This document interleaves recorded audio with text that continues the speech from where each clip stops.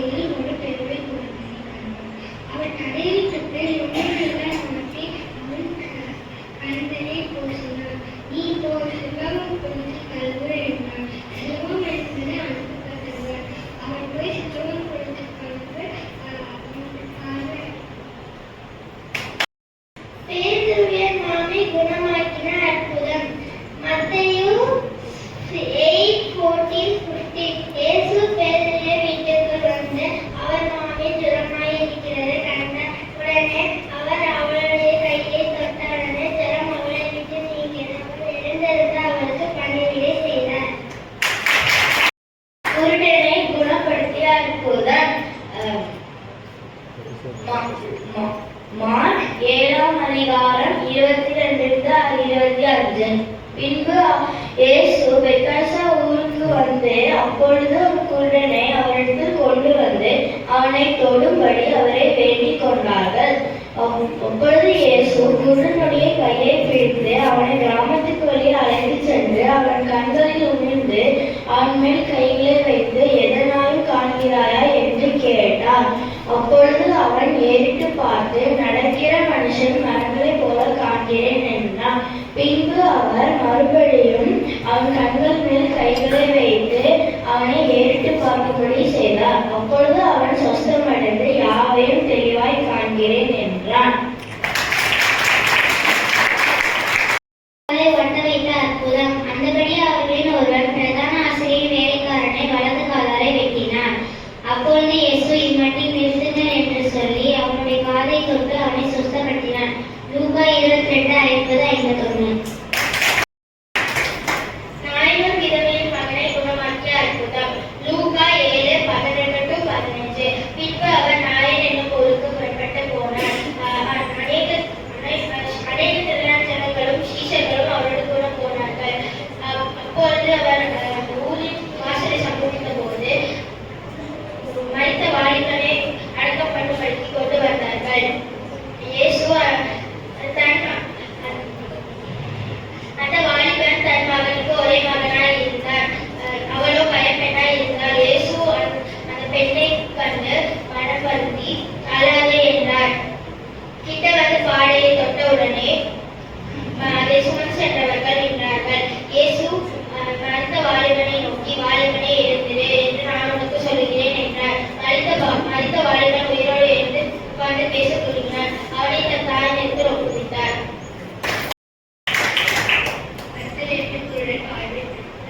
அற்புதம்.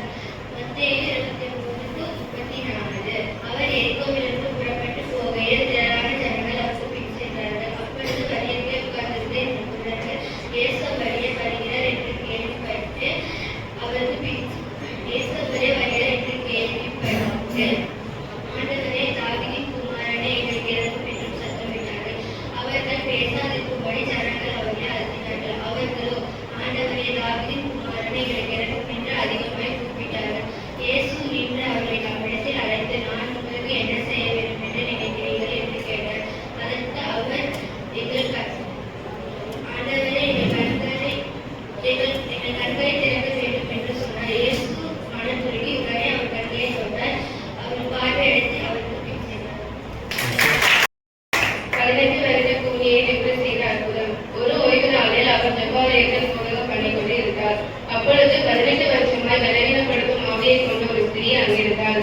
அவர் எவ்வளவு நிமிரக்கூடாத கூலியாய் இருந்தார். இயேசு அவரை கண்டு தம்மிடத்தில் அழைத்து, ஸ்திரீயே, உன் பலவீனத்திலிருந்து விடுதலையாக்கப்பட்டாய் என்று சொல்லி அவள் மேல் தமது கைகளை வைத்தார். உடனே அவர்களுக்கு தேவனை மகிமைப்படுத்தினார். அப்பொழுது சில மனுஷர்கள் திண்ணுவதற்காக படிக்கலை கூட்டிக் கொண்டு வந்தார்கள். அப்பொழுது ஜனங்கள் மிகுதியா இருந்தார்கள். அவரை தேடி வேலை கீழே இருந்தார்கள். அப்போது அவர் பாவங்களுக்கு மன்னிக்கப்பட்டது என்றார். உண்மையை பாவங்களை மன்னிக்கிறது தேவன் உண்மையாக அதிகாரம் உண்டாயிருந்தார். அப்போது ஆண்டவரை நோக்கி படிக்கேற்று வீட்டுக்கு போயிட்டார். அப்போது அதுக்கேற்ற ஆண்டவர்களை நோக்கி வீட்டுக்கு சென்றார்.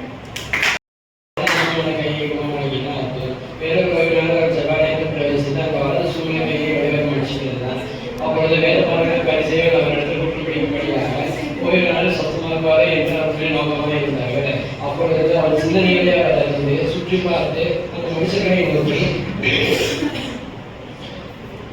ஓய்வு நாட்கள் சுவாசமாக்குவதோ ஜீவனை காப்பதோ அறிவிப்பதோ எது நியாயம் என்று கேட்டு அவர்களை நோக்கி சுற்றி பார்த்தார். அப்பொழுது அந்த மனுஷனை நோக்கி, எழுது நடுவே நில் என்றான். அவன் எழுந்து நின்றான். அப்பொழுது அவனை நோக்கி, உன் கையை நீட்டு என்றார். அவன் தன் கையை நீட்டினான். அவன் கை மறுபடியை போல் சொஸ்தமாயிற்று.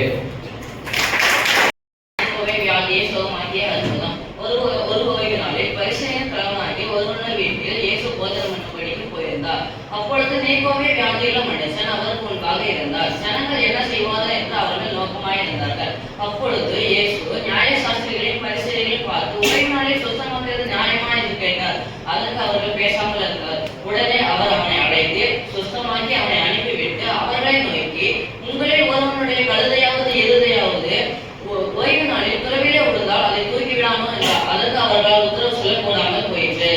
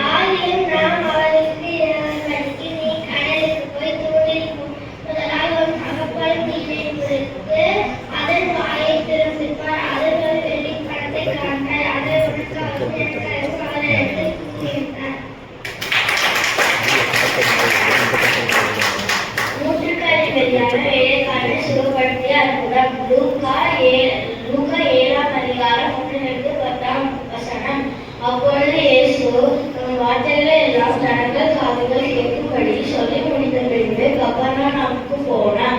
அங்கே நூற்றுக்கருவியான பிரியமான ஒருவன் வேலைக்காரன் வியாதிப்பட்டு மரண அவஸ்தையில் இருந்தான். அவன் இயேசுவை குறித்து கேள்விப்பட்ட போது அவர் வந்து தன் வேலைக்காரனை குணமாக்கப்பட வேண்டும் என நினைத்து அவரை வேண்டிக் கொண்டார்கள். யூதருடைய மூப்பரை அவரிடத்தில் அனுப்பினார். அவர்கள் இயேசுவிடத்தில் வந்து அவரை கருத்தாய் வேண்டிக் கொண்டு, நீர் இந்த தயவு செய்திருக்கு, அவன் பாத்திரன் அல்ல, அவன் நம்முடைய ஜனத்தை நேசிக்கிறான், நம்மளுக்கு ஒரு ஜபாலயத்தையும் கட்டினான் என்றார்கள். அப்பொழுது இயேசு அவர்களோட கூட வீட்டுக்கு சமயமான போது நூற்றுக்கதிபதி தன் சிநேகிதரை நோக்கி, ஆண்டவரே ஆண்டவரே, நீர் வருத்தப்பட வேண்டாம், நீ என் வீட்டு வாசலுக்குள் பிரவேசிக்க நான் பாத்திரன் அல்ல, நான் உன்னிடத்தில் வரும் அளவும் என்னை பாத்திரனாக எண்ணவில்லை, ஒரு வார்த்தை மட்டும் சொல்லும், அப்பொழுது என் வேலைக்காரன் சொஸ்தமாவான். நான் அதிகாரத்துக்கு கீழ்ப்படுத்து வாழ்ந்தாலும் எனக்கு கீழ்ப்படுகிற சேவைகளும் உண்டு. நான் ஒருவனை போ என்றால் போகிறான், மற்றொருவனை வா என்றால் வருகிறான் என்று நான் சொன்னதாக சொல்லுங்கள் என்றார். இயேசு இவைகளை கேட்டு அவனை குறித்து ஆச்சரியப்பட்டு, பின் செல்கிற திரளான ஜனங்கள், இஸ்ரவேலுக்குரிய நான் இப்படிப்பட்ட விசுவாசத்தை காணவில்லை என்று உங்களிடத்தில் சொல்கிறேன். அனுப்பப்பட்டவர்கள் வீட்டுக்கு வந்தபோது வியாதியாய் கிடந்த வேலைக்காரன் சுகமடைந்து கிடக்கிறதை கண்டார்கள். பின்பு ஒரு நாள் அவர் தம்முடைய சீடர்களோடு அக்கறைக்கு போவோம் வாருங்கள் என்றார். அந்தபடியே அவர்கள் புறப்பட்டு போனார்கள். படகு ஓடுகையில் அவர் நித்திரையாய் இருந்தார். அப்பொழுது படகு சுழற்காற்று உண்டானதால் அவர்கள் மோசமடையத்தக்கதாய் இருந்தன. அப்பொழுது படகு ஜலத்தில் நின்றது.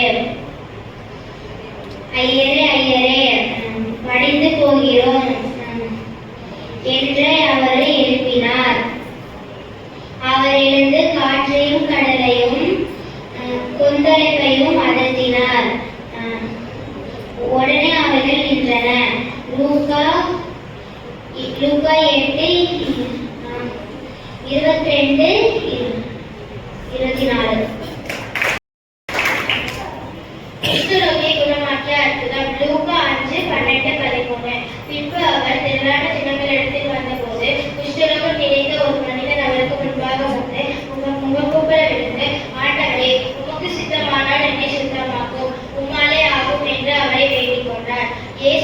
எனக்கு சித்தம் உண்டு, சுத்தமாகி என்றார். உடனே குஷ்டரோகம் அவனை விட்டு நீங்கிற்று.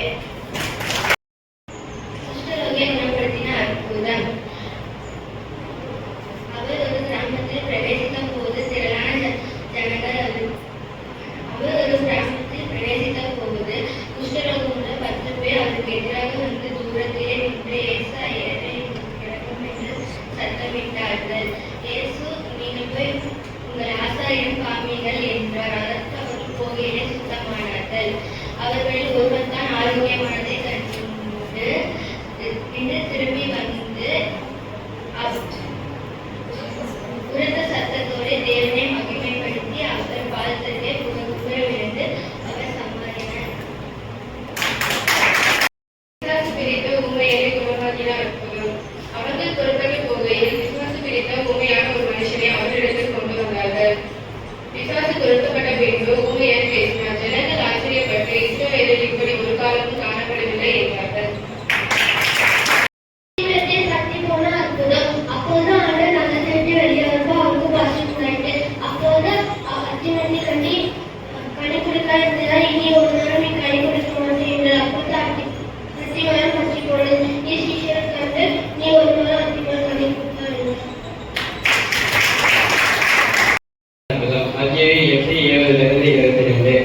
அப்பொழுது பெரும்பாடு 12 வருஷமே பெரும்பாடு ஸ்திரீ, நான் அவருடைய வஸ்திரத்தை நோக்கி தொட்டாலுடைய சொஸ்தமாவேன் என்று தன் உள்ளத்திலே எண்ணிக்கொண்டு அவர் பின்னாலே சென்று அவருடைய வஸ்திரத்தின் ஓரத்தை தொட்டார்.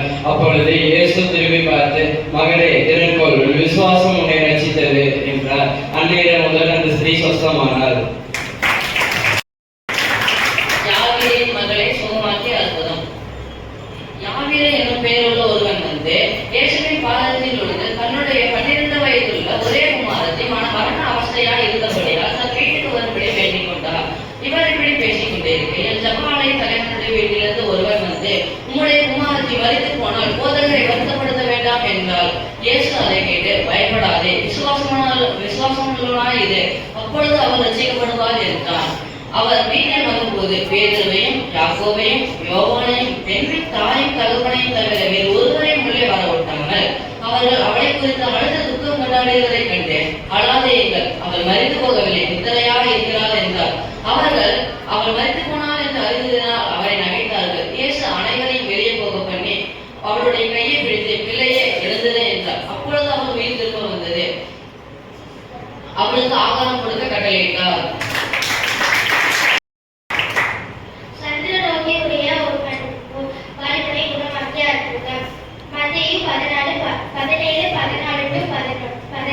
பின்பு அவர் ஒரு பட்டணத்தில் இருக்கையில் ஒரு மனுஷன் அவருக்கு முன்பாக வந்து முழங்கால் பணியிட்டு, ஆண்டவரே, என் மகனுக்கு இறங்கும், அவன் சந்திரலோகே கொடிய வேதனை படுகிறான், அடிக்கடி தீயிலும் அடிக்கடி ஜலத்திலும் விழுகிறான். அவரை விசேஷர்களிடத்து கொண்டு வந்த போது அவர்களால் சொஸ்தமாக்க கூடாமல் போயிற்று. இயேசு பிரதியுத்தரமாக, விசுவாசம் இல்லாத மாறுபாடுள்ள சந்ததியே, எதுவரைக்கும் நான் உங்களோடு இருப்பேன், எதுவரைக்கும் பொறுமையாய் இருப்பேன், அவனை என்னிடத்தில் கொண்டு வாருங்கள் என்றார். இயேசு பிசாசை அதட்டினார். பிசாசு அவனை விட்டு நின்று அந்நேரம் அவன் அந்த இளைஞன் சொஸ்தமானார். சுகமாக்கிய அற்புதம். அவர் அக்கறையில் கிணேசருக்கு நாட்டில் வந்தபோது பிசாசு பிடித்திருந்த 2 பேர் பிரேத கல்லறையிலிருந்து புறப்பட்டு அவருக்கு எதிராக வந்தார்கள். அவர்கள் மிகவும் கொடியவர்களாய் இருந்தபடியால் அவ்வழியில் யாரும் நடக்கக்கூடாதபடியாய் இருந்தது. அவர்கள் அவரை நோக்கி, இயேசுவே, தேவனுடைய குமாரனே, எங்களுக்கும் உமக்கும் என்ன, காலம் பதினொன்றுபடியே எங்களை வேதனைப்படுத்தவா வந்தீர் என்று கூப்பிட்டார்கள். அவர்களுக்கு கொஞ்ச தூரத்தில் அநேக பன்றிகள் கூட்டமாய் மேய்ந்து கொண்டிருந்தன. அவைகள் அவரை நோக்கி, இயேசுவே, எங்களை துரத்துவீரானால் அந்த பன்றிகள் கூட்டத்துக்கு போகும்படி கட்டளையிடும் என்று அவரை வேண்டிக் கொண்டார்கள். அதற்கு அவர்கள் போங்கள் என்றார். அவைகள் பன்றிகள் கூட்டத்துக்குள் போயின. அந்த உயர்ந்த மலை மேட்டில் இருந்து கடலிலே பாய்ந்து தளத்திலே மாண்டன.